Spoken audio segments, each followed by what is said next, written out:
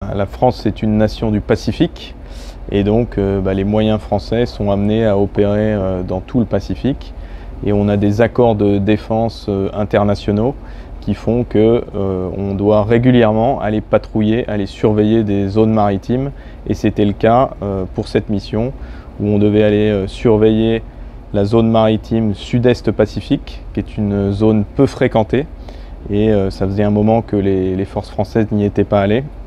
Et donc c'était le premier objectif de cette mission. Deuxième objectif, c'était d'aller faire de la coopération avec notre partenaire chilien. Le Chili, c'est une nation proche de la France. On a des marines à peu près équivalentes, des marines qui ont l'habitude de travailler ensemble. Et donc ça, c'était le deuxième objectif.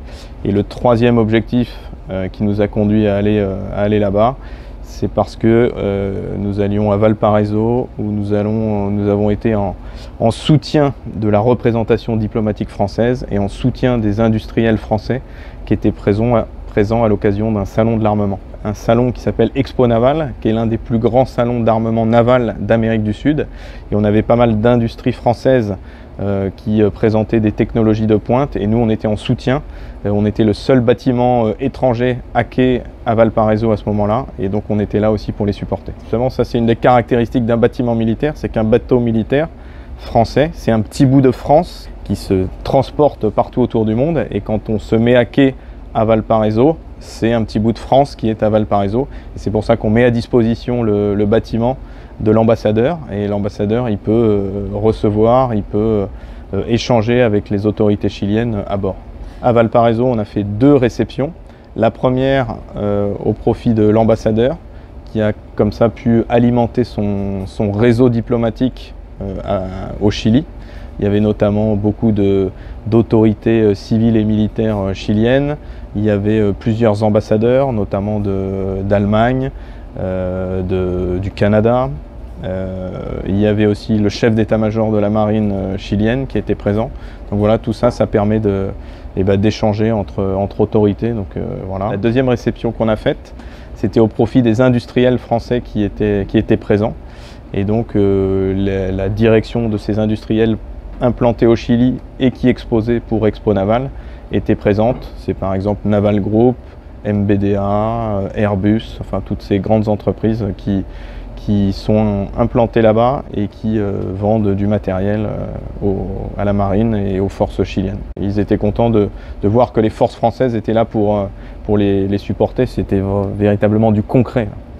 La France, elle est appréciée, elle était attendue à Valparaiso.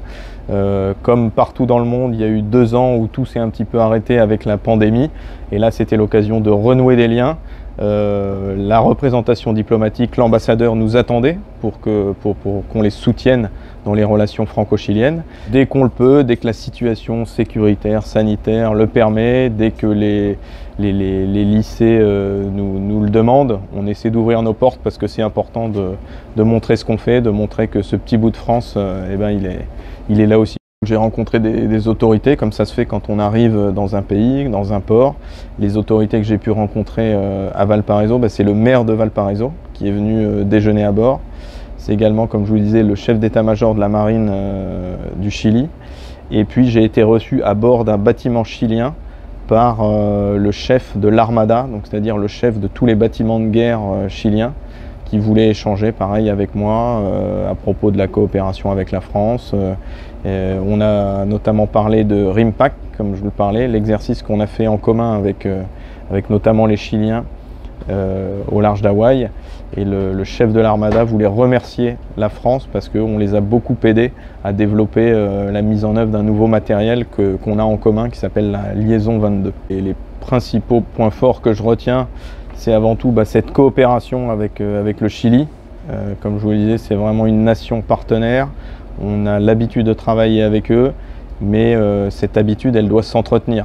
Et donc, on a besoin de développer notre interopérabilité, on a besoin d'avoir des habitudes en commun pour pouvoir ensuite faire des missions communes. Donc ça a été l'un des premiers points forts.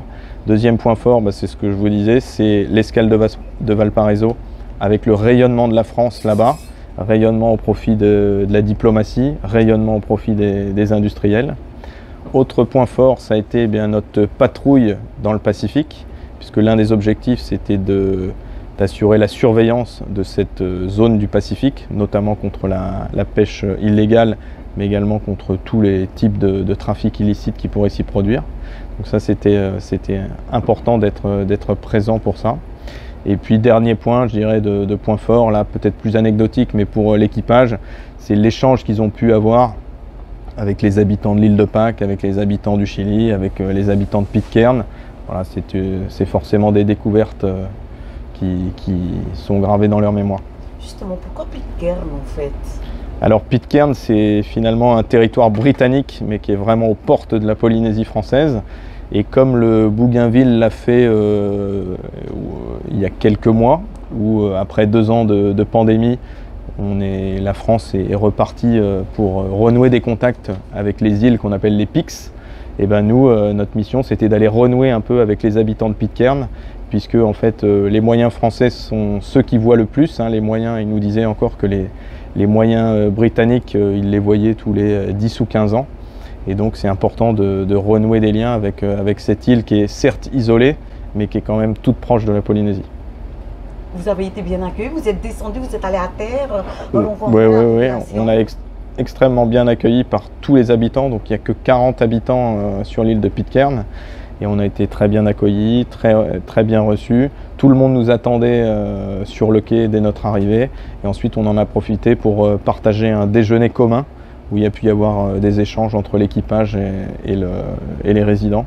Donc pour eux, ça a été un souvenir très fort. Ils ne voient pas tant de monde passer. Et puis pour tout l'équipage, ça restera aussi un moment fort de la mission. Alors moi, je pense que effectivement la zone, elle est extrêmement étendue. La zone économique exclusive de Polynésie française qu'on a à charge de protéger, elle est extrêmement étendue. Mais les moyens sont plutôt bien dimensionnés. Et puis les moyens, ils évoluent. Il y a encore quelques mois, on avait une alouette à bord. Aujourd'hui, on a un dauphin. Et bien forcément, notre rayon de détection et notre rayon d'action, il a augmenté. Donc on est plus performant. On utilise aussi des nouvelles technologies, un soutien de satellites et choses comme ça. Donc voilà, les moyens, même si à quai, vous avez toujours les mêmes moyens, on a aussi une évolution de nos senseurs qui nous permettent d'être plus performants pour surveiller et protéger notre zone. Et notamment avec les Chiliens, on a un accord de défense entre l'amiral Alpassi et puis son équivalent au Chili, qui fait qu'aujourd'hui on est tenu de s'échanger des informations de sécurité maritime, de situation de surface. Donc là, durant notre patrouille, nous on échangeait quotidiennement ce qu'on voyait avec la marine chilienne.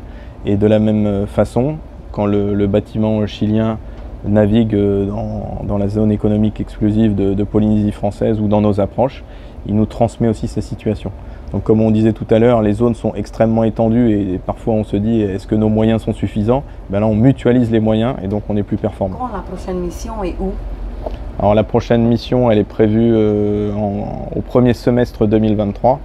Ce sera encore plusieurs mois et là pour l'instant les contours de la mission ne sont pas complètement définis, mais on devrait être déployé plutôt du côté de l'Asie cette fois-ci.